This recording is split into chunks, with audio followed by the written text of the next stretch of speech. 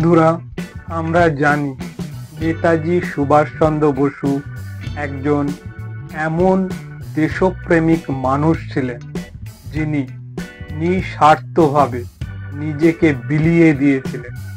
তখনকার যুগেও কিন্তু আমরা জানি এই রাজনীতির শিকার তিনি হয়েছিলেন। সেই জন্যে বিভিন্ন রকম পন্থায় তাকে প্যাচে ফেলেছিল বারংবার। তিনি ছিলেন চরমপন্থী নেতা। গান্ধীজির মতাদর্শের সঙ্গে তার কোনো রকমের মিল ছিল না।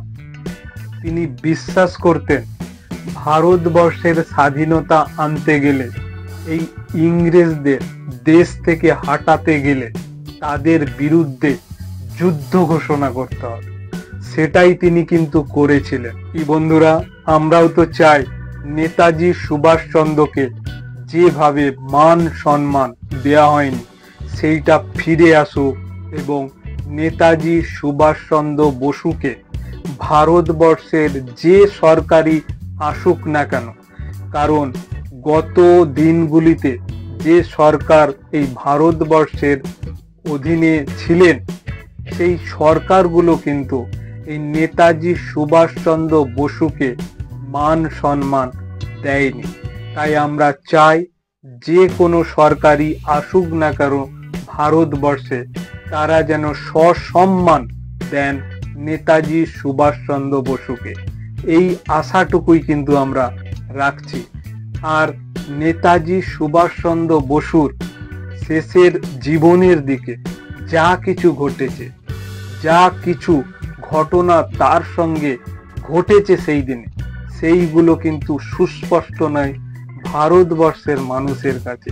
তাই আমরা চাই, আমরা ভারতবাসী চাই সেই দিনগুলো, সেই অস্পষ্ট দিনগুলো যেন তুলে ধরা হোক প্রত্যেকটা মানুষের মনে, প্রত্যেকটা ভারতবাসীর মনে। আমরা যেন জানতে পারি সেই দিনগুলোতে কি হয়েছিল, তার যে রহস্যজনক ঘটনা, মৃত্যুর ঘটনা আমরা কিন্তু এখনো পর্যন্ত জানতে পারিনি। সেই রহস্য যেন উদ্ঘাটন হয়, এই কামনাই করছি আমরা সমস্ত ভারতবাসী। নেতাজি সুভাষচন্দ্র বসুর সেরা উক্তিগুলোর মধ্যে হলো ইনকলাব জিন্দাবাদ, জয় হিন্দ, তোমরা আমাকে রক্ত দাও, আমি তোমাদের স্বাধীনতা দেব। এই শেষের যে উক্তিটি, এই উক্তিতেই মানুষের মনে গেঁথে গিয়েছে যে নেতাজি সুভাষচন্দ্র বসু এখনো আছে। ভারতবর্ষের প্রাণ পুরুষ নেতাজি সুভাষচন্দ্র বসুকে সশ্রদ্ধ প্রণাম। জয় হিন্দ।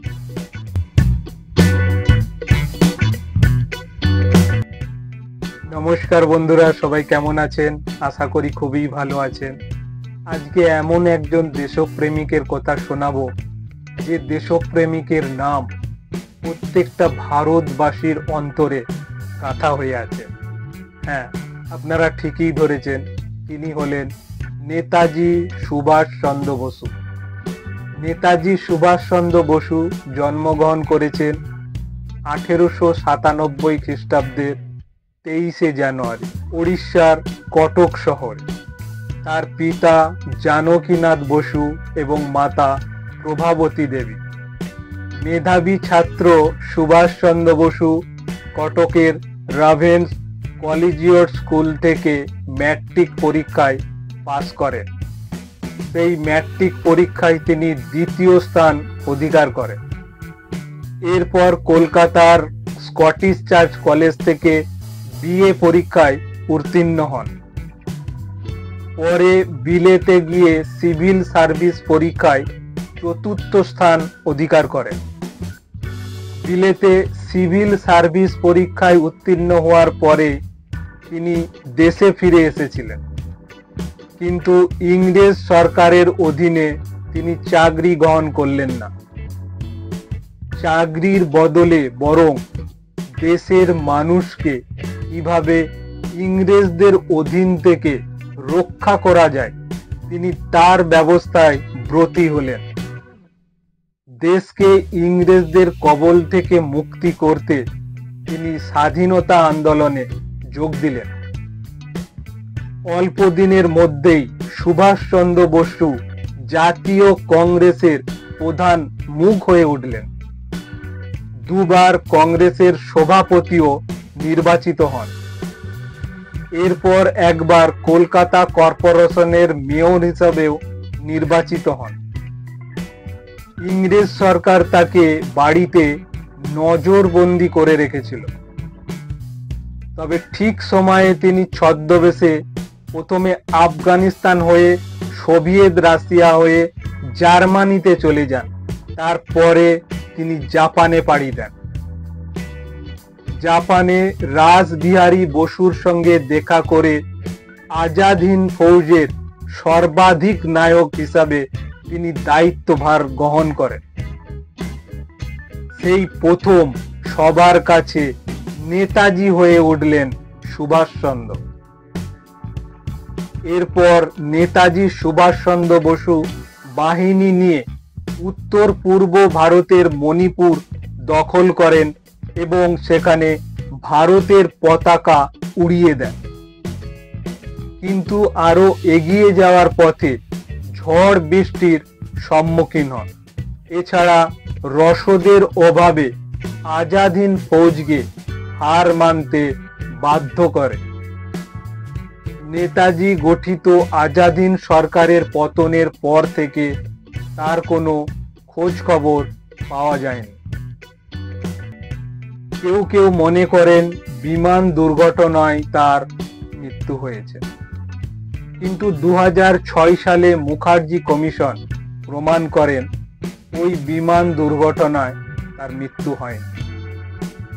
এছাড়াও জাপানের রেনকোজি মন্দিরে নেতাজি সুভাষচন্দ্রের যে চিতাভস্ম বলা হচ্ছে, সেটাও নাকি নেতাজি সুভাষচন্দ্রের চিতাভস্ম নয়।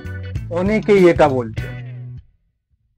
তিনি অন্তর্হিত হলেও তার দৃঢ় বক্তব্য আজও তরুণদের উদ্দীপ্ত করে। তার বিখ্যাত বাণী, তোমরা আমাকে রক্ত দাও, আমি তোমাদের স্বাধীনতা দেব। গোটা দেশের স্বাধীনতা নিয়ে এটা এক অন্যতম দীপ্ত বাক্য। 1934 খ্রিস্টাব্দে ভিয়েতনামে তিনি তার প্রথম প্রেম এমিলি সেলোঙ্কের সাথে পরিচিত হন। 1937 খ্রিস্টাব্দে তারা বার্ড গাস্টিনে বিবাহ করে। তাদের কন্যার নাম অনিতা বসু। ভারত সরকারের পক্ষ থেকে কলকাতা নেতাজি সুভাষচন্দ্রের নামে বিমানবন্দর নামকরণ করা হয়।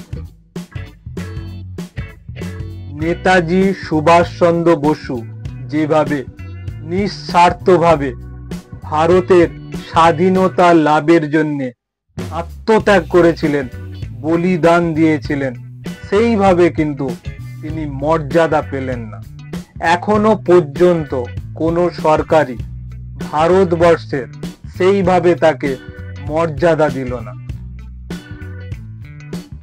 আমরা সমস্ত ভারতবাসী এটাই চাই, নেতাজি সুভাষচন্দ্র বসুর জীবনের শেষের দিকে যা কিছু ঘটেছে জাপানে, সেটা সমস্ত ভারতবাসী জানুক, এই আশাই করছি আমাদের ভারতবর্ষের সমস্ত সরকারের কাছে। আপনারা নেতাজি সুভাষচন্দ্র বসু সম্পর্কে কোনো রকমের গোপনীয়তা করবেন না। নেতাজি সুভাষচন্দ্র বসুর সঙ্গে যা কিছু ঘটেছে সেইটা যেন সমস্ত ভারতবাসী জানুক, এই আশা নিয়েই আজকের মতো আমি এই ভিডিওটি শেষ করছি। আশা করছি এই নেতাজি সুভাষচন্দ্র বসুকে নিয়ে যে ভিডিওটি আমি বানালাম সবার খুব ভালো লেগেছে। আজকের মতো আমি এখানেই শেষ করলাম এই নেতাজি সুভাষচন্দ্র বসুকে নিয়ে ভিডিওটি। সবাই খুব ভালো থাকবেন, সুস্থ থাকবেন আর সাবধানে থাকবেন। নমস্কার।